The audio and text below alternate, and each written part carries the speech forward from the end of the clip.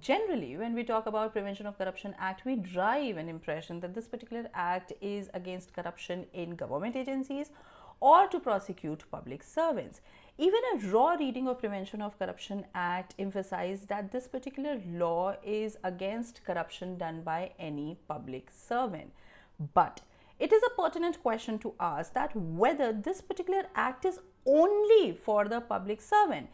Can a private person be also prosecuted under Prevention of Corruption Act? Now, the short and simple answer to this question is yes, a private person can also be prosecuted under Prevention of Corruption Act.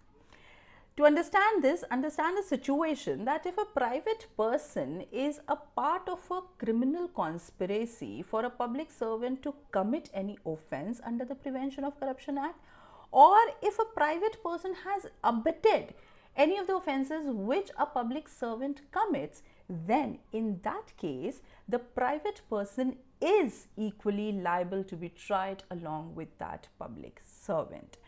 Now, it has been held many a times that just because a person is not a public servant, and so the offence under the relevant sections of Prevention of Corruption Act could not be invoked against him is incorrect.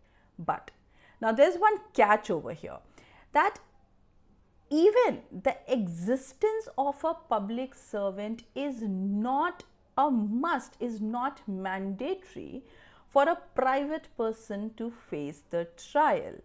And even in his absence, a private person can be tried depending upon the facts of the case.